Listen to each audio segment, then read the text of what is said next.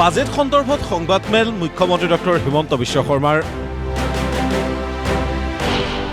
এইবাৰৰ বাজেটক উল্লেখনীয় আখ্যাৰে মুখ্যমন্ত্ৰীয়ে ক'লে, এইবাৰ আমাৰ ৰাজ্য চৰকাৰৰ বিত্তীয় বাজেটে 1.5 লাখ কোটি টকাৰ সংখ্যা পাৰ কৰিলে আৰু আমি অনুমান কৰিব পাৰোঁ যিহেতু আজিৰে পৰা মাৰ্চলৈকে আৰু 2খন বিধানসভাৰ অধিৱেশন হ'ব আৰু দুয়োবাৰে সাপ্লিমেণ্টাৰী ডিমাণ্ডৰো সম্ভাৱনা থাকে।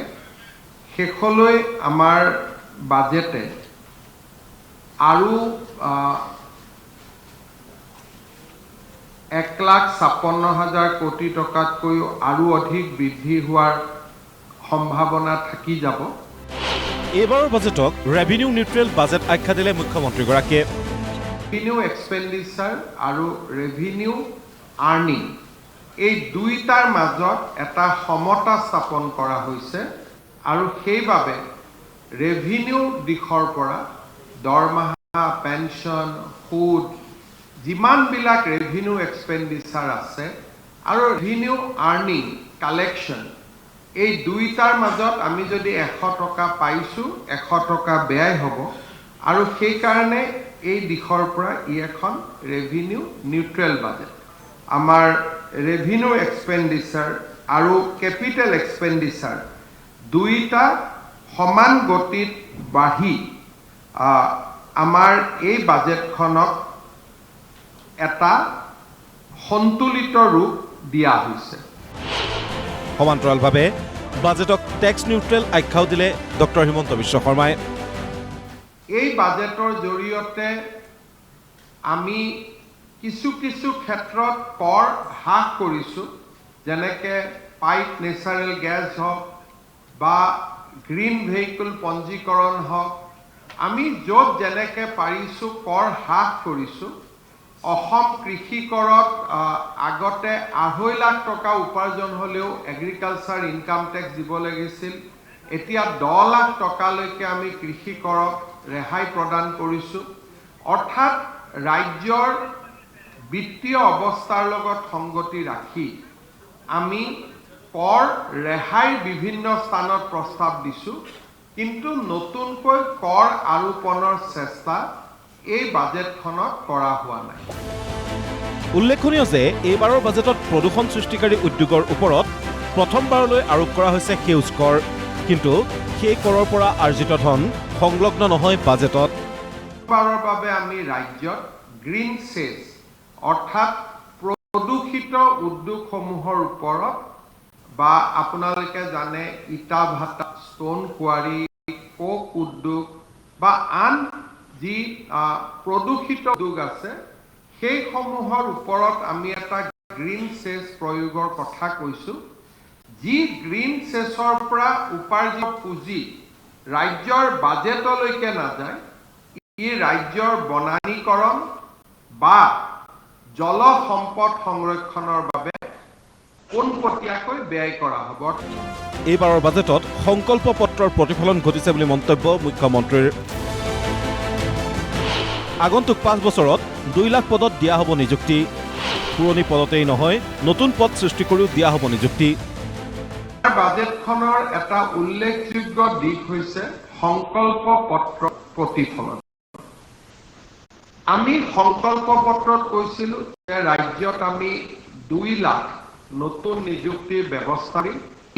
নতুনকৈ পদ সৃষ্টি কৰিও আমি ৰাজ্যৰ যুৱক যুৱতীৰ আশা আকাংক্ষা পূৰণৰ বাবে আমি কাম কৰিম। মুখ্য সচিবৰ অধীনত এটা টাস্ক ফ'ৰ্চ নিৰ্মাণ কৰা হৈছে। বৰ্তমানলৈকে 1,15,000 নিযুক্তিৰ আমি সংখ্যা পাব পাৰিছোঁ। আগষ্ট মাহৰ পৰা আৰম্ভ হ'ব জনকল্যাণমুখী আঁচনিসমূহ। জনকল্যাণমূলক আঁচনিৰ বাবদ বাজেটত ধাৰ্য কৰা হৈছে 6,000 কোটি টকা। আমি বাজেটত উল্লেখ কৰিছোঁ যে আগষ্ট মাহৰ পৰা আমাৰ ৰাজ্যৰ আটাইবোৰ জনকল্যাণমুখী আঁচনিৰ কাম পুনৰ আৰম্ভ হ'ব। আমাৰ এই বছৰ আমি জনকল্যাণ উন্নয়নমূলক আঁচনি 6,000 কোটি টকা আমি ব্যয় কৰিম। এই সংখ্যাটো অসমৰ দৰে এখন ৰাজ্যৰ কাৰণে যথেষ্ট ডাঙৰ সংখ্যা। বহু বিবাহত জড়িত ব্যক্তিয়ে নাপাব কোনো চৰকাৰী সুবিধা, চাকৰিৰ পৰাও হ'ব বৰখাস্ত, স্পষ্ট কৰিলে মুখ্যমন্ত্ৰীয়ে। যে বহু বিবাহত জড়িত কোনো ব্যক্তিয়ে কোনো ধৰণৰ চৰকাৰী আঁচনি নাপাব, সি প্ৰধানমন্ত্ৰীৰ আৱাসে হওক, বিনামূলীয়া চাউলে হওক বা সি অৰুণোদয়ৰ দৰে আঁচনিসমূহে হওক।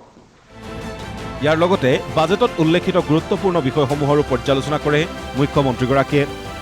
আমাৰ দলু এয়াৰপোৰ্ট আমি এটা প্ৰায় 3,000 crore নিবেশ কৰি ইয়াক আমি এটা আন্তঃৰাষ্ট্ৰীয় পৰ্যায়ত লৈ যাব খুজিছোঁ।